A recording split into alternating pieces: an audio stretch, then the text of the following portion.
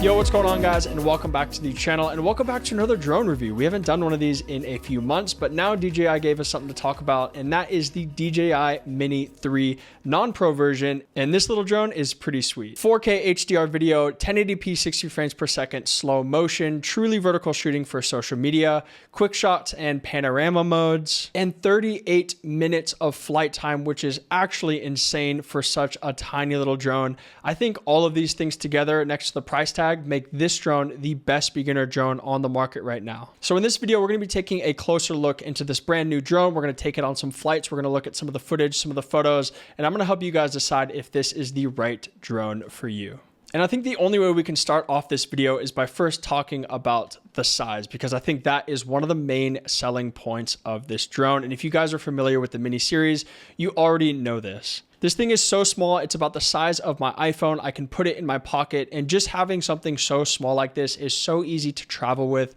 When I travel with my Mavic 2 Pro, the thing is so big and it takes up so much more space. And as somebody that's always on the go, this little form factor is really, really useful for me. But one of the drawbacks with having such a small drone, especially a drone under 250 grams, which the DJI Mini 3 is, you have to worry about wind a little bit. Now, I didn't get the chance to test the Mini 3 in heavy winds. I did fly it on the coast over the water, and it was pretty windy, but it wasn't as windy as the conditions where I flew the Mini 3 Pro in Ireland, where there were these massive gusts of wind just blowing off from the ocean onto the coast. And the Mini 3 Pro handled itself really well there. And when I was flying the Mini 3, I felt a lot of similarities with the Mini 3 Pro. It's not quite as powerful, but I've been flying drones for many years, and I feel like I have a pretty good sense as to how a drone can handle itself in the wind. And flying the Mini 3 on the coast in fairly windy conditions, I felt really confident that I could take this drone and fly it in much more windy conditions. But of course, the most important thing when looking at these drones is the actual quality of the footage and the photos that are coming out of them. So I took the Mini 3 to a few different places in Bali. I went to the jungles in the north, and I flew over the rice fields, which is absolutely stunning. And I also took it to one of my favorite beaches, and I flew it there as well. And overall, I was really happy with how the footage looked. You can definitely see a difference in the footage from the Mini 3 over the Mini 2. The bigger sensor just lets in so much more light, and the image is much sharper and much more detailed as well. But one of the things I was worried about was that the Mini 3 only has normal color mode. And when I was shooting out in Ireland with the Mini 3 Pro, I was shooting 90% of the time in D-Cine-like, which is a much flatter color profile, and it just gives us so much more dynamic range to work with. So when I got the Mini 3 and I only had normal color mode, I was a little bit hesitant. I was worried about crushing the blacks or overexposing the highlights. And there were situations where that definitely did happen because the dynamic range is so reduced. However, I think the normal color mode does a really good job at rendering the reality of a scene. I think it adds a really good amount of contrast, a really good amount of color, and you can still kind of push it and pull it a little bit to get it the way that you like. But if you don't want to do that, you don't need to at all, because this footage looks great out of camera.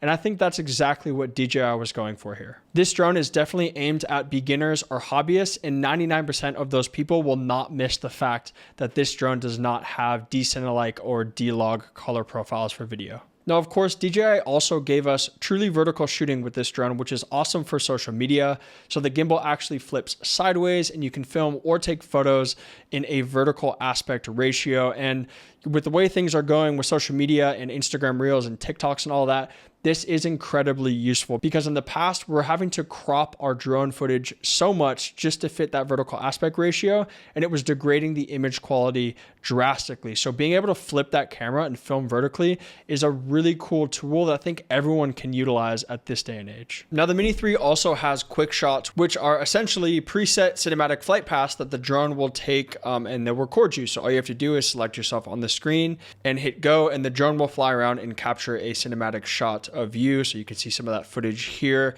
Now, this is a very beginner friendly feature and not one that I would usually use. I just like to have the full manual control over the drone. But this is really great if you're actually doing something and you don't want to have to look at the screen. You can just hit go, and that drone will fly around you and capture some pretty cool shots of you. I think this is a really, really nice feature for absolute beginners or people that are actually doing things and they can't just stay stare at the screen. Quick shots is a pretty cool feature for beginners, but not one that I plan on using.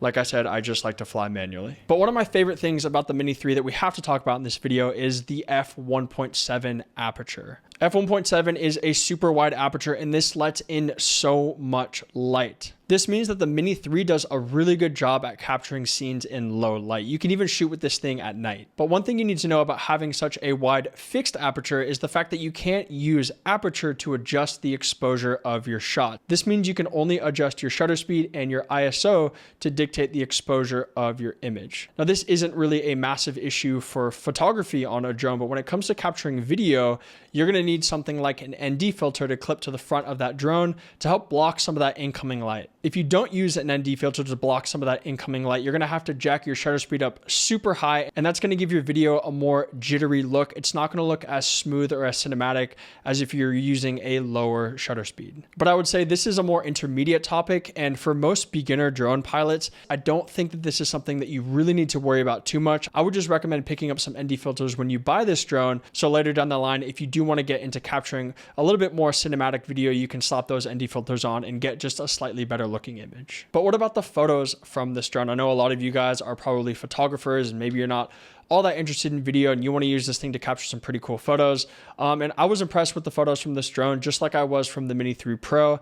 It does only have a 12 megapixel sensor, but for drone photography, honestly, you're capturing a lot of these wide landscapes, and I didn't find that to be an issue for me at all. I felt like the images had a lot of data that I can work with, and I was able to push the edits pretty hard in Lightroom. I felt like there was a lot of dynamic range to work with in the highlights and the shadows, and overall, I would definitely use this drone for capturing photos out and about in the field.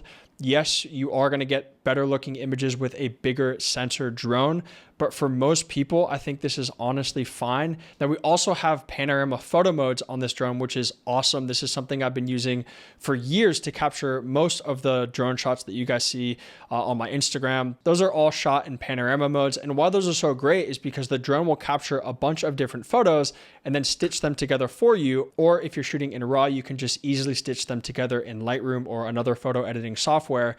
And then you can go ahead and crop from there and edit your image from there. And that just gives us so much more data to work with. And we don't have to worry about capturing the perfect composition in the field because we have that flexibility in editing to kind of sit down, pull things apart and get the composition that we want. But overall, there's not a whole lot to say about the photos from this drone. I think they look great, and I think they're going to be suitable for 99% of people out there. Now, of course, there are a few annoyances that I have with this drone. Number one is the SD card slot. It's kind of hard to access, just a small gripe. But the other thing is the fact that there is no internal storage with the Mini 3.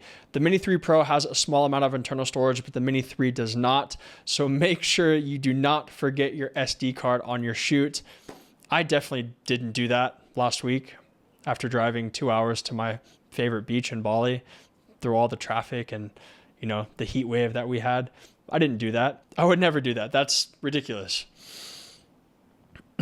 Forgetting your SD card on a long shoot is probably one of the most demoralizing things that can happen to you. So do not forget your SD card because there is no internal storage on the Mini 3.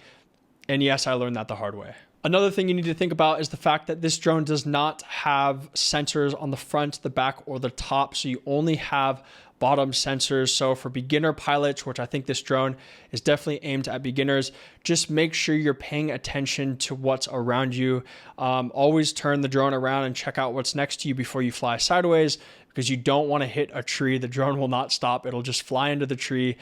So just be careful when you're flying. It's honestly very easy not to crash these drones. If you're new to flying, I wouldn't worry too much. Just pay attention to what's around you, and you should be fine. But those are the main features of the Mini 3. And honestly, if you guys watched my Mini 3 Pro video, you'll know that it's actually quite similar to the Mini 3 Pro. It's just a little bit trimmed down. But I think a lot of you might be thinking, okay, where does this drone fit in then? Because I thought the Mini 3 Pro was the best beginner drone on the market.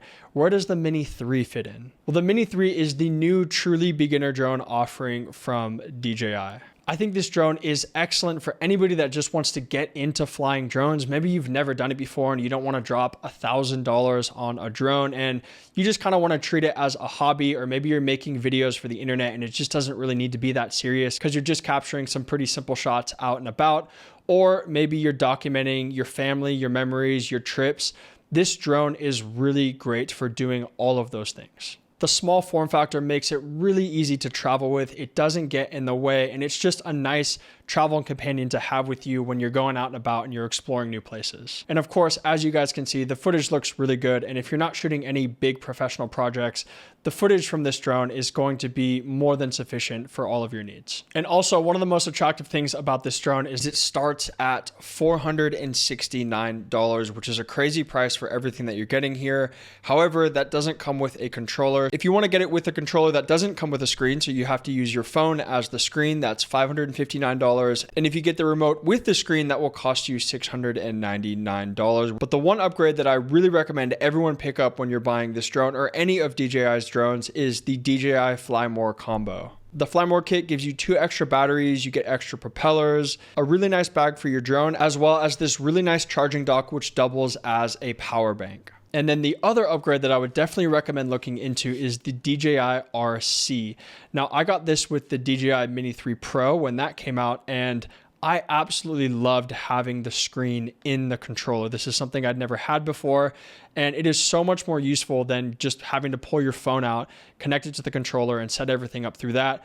Having this and just the ease of being able to pull it out and launch the drone in like 1 minute has made me fly so much more, and I am a massive fan of the DJI RC, and I would definitely consider buying that if you're buying this drone. And like I said before, I'd recommend picking up some of the DJI ND filters as well, because that'll help your footage look a little bit more cinematic. But that is the gist of this new drone, guys. And if you're not sure about whether you should buy the Mini 3 or the Mini 3 Pro, I definitely recommend going and watching my Mini 3 Pro video. That drone definitely does have some more robust features for professionals, which is why the Mini 3 Pro is my drone of choice.